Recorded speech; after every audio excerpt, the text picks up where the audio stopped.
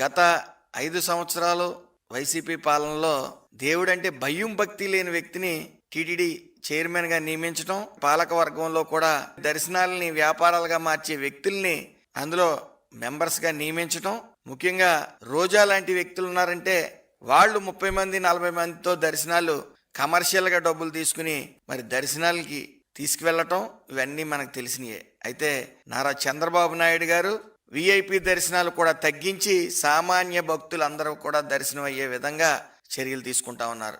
మొన్న జరిగిన ముక్కోటి ఏకాదశి రోజున ఉత్తర ద్వార దర్శనం మరి మనందరికీ తెలుసు, లక్షలాదిగా మరి భక్తులు అక్కడ చేరుకుంటారు. ఎక్కడా కూడా చిన్న అపశృతి జరగకుండా చాలా ప్రశాంతమైన వాతావరణంలో భక్తులందరూ కూడా స్వామివారిని దర్శించుకోవడం జరిగింది. కొంతమంది మీడియా సోదరులు అక్కడ చేసిన చిన్న పని ఏదైతే ముఖద్వారం ముందు తాళాలు వేసినట్టు వాళ్ళు పోస్ట్ పెట్టారో దాన్ని చూసి మరి భక్తులు ఏదో తొక్కిసలాట జరిగిపోతే మీరేం చేద్దరు, ముఖద్వారం తాళాలు వేయటం అని చెప్పి మరి వైసీపీ వాళ్ళు అర్థం లేని వాదనలో వినిపిస్తా ఉన్నారు.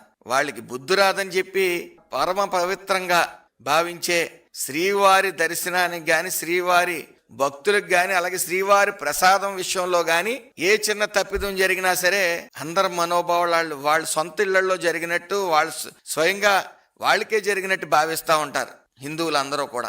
మరి మీరు ప్రసాదం విషయానికి వస్తే అందులో కల్తీ నెయ్యి కలపటం, సిట్ అధికారులు అక్కడ బంగారం డబ్బు కూడా సీజ్ చేయడం తెలిసిందే.